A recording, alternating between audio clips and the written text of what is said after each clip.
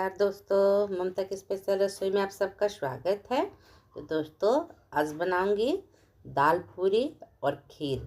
तो ये आद्रा नक्षत्र में बनाए जाते हैं बिहार में। तो आज इसी की रेसिपी बनाऊंगी। तो पहले हमें ये 250 ग्राम अरवा चावल ले लूँ, पतला वाला, और इसे अब हम 2-3 पानी धो लेंगे। इसके स्टार्च को हमें निकाल देना है।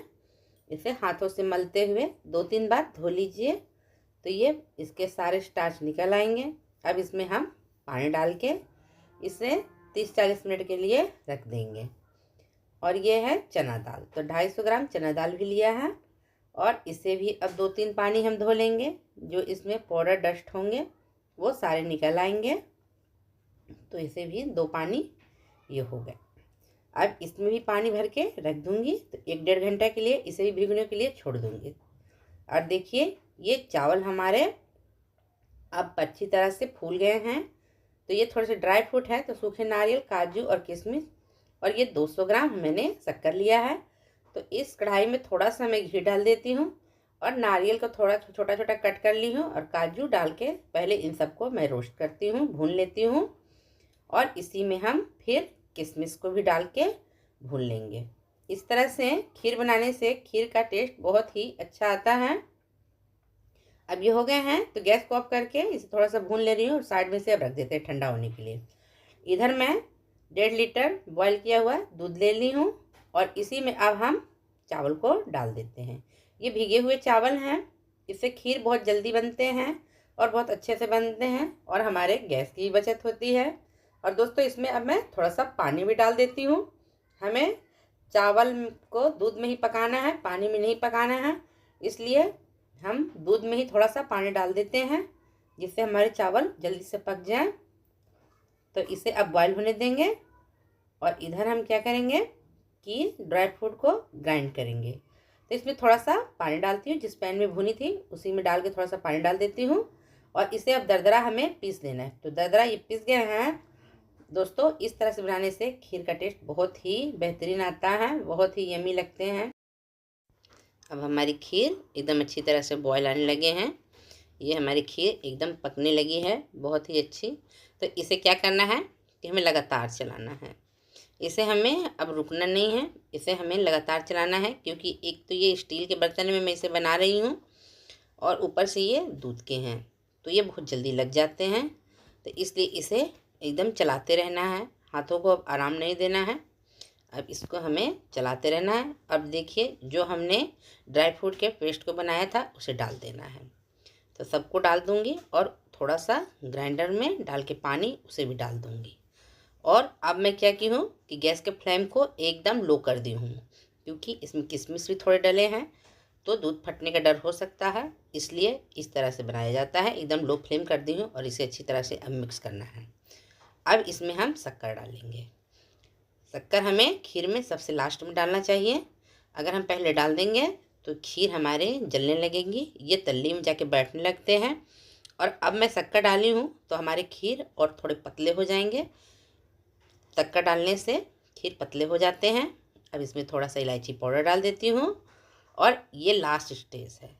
अब थोड़ा सा इसे मिक्स करके बस अब गैस को मैं ऑफ़ कर दूँगी। ये खीर हमारी पक गई है एकदम अच्छी तरह से।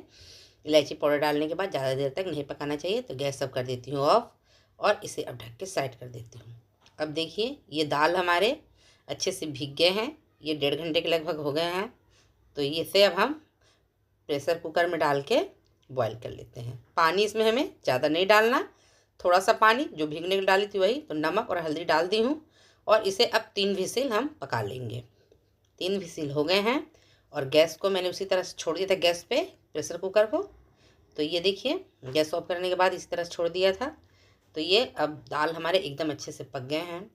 इसमें अब रख के दाल को छान लेंगे। तो ये छन्नी पे रख दी हूँ, जाली बर्तन पे, तो इसके सारे पानी एकदम झड़ जाएंगे, और इसे पंखे के हवा में रख देंगे, जिससे दाल आसानी से सूख जाए। अब ये आटा है, तो गेहूं के आटे को छान के ले ली हूँ, और इसमें थोड़ा सा अब हम अजवाइन, मंगरेल और नमक डाल देंगे, और मोइन के लिए इसमें रिफाइंड तेल डालेंगे।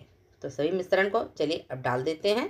तो सभी को डाल दी हूँ, और पहले हम इसे मोइन को अच्छी तरह से आटा में लगाएंगे, हाथों से अच्छी तरह से मलेंगे। देखिए जब तक बंध ना जाए, तो ये अच्छी तरह से बनने लगे हैं, तो मोहन पूरी अच्छी तरह से बनी है। अब हम एक सॉफ्ट डो लगाएंगे।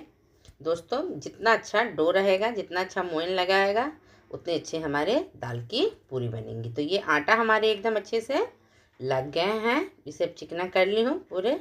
अब इसे कुछ देर के लिए ढक देते हैं और रख देते हैं साइड में। और अब हम क्या करते हैं कि दाल को पीस लेते हैं। तो दाल एकदम अच्छी तरह से ठंडे हो गए हैं। तो ये ग्राइंडर में अब हम दाल को डालते हैं और इसे अब हम ग्राइंड करेंगे। तो ये थोड़े से लाल मिर्च, थोड़े से जीरा और थोड़ा सा काली मिर्च और थोड़ा सा लहसुन भी डालूंगी। अगर लहसुन नहीं डालना चाहते तो मत डालिएगा। और इसे अब हम ग्राइंड करेंगे। तो देखिए ये बहुत ही अच्छी तरह से ग्राइंड हो गए हैं। दोस्तों इसका मिश्रण की एक खासियत है, ये पूरे हो गए हैं।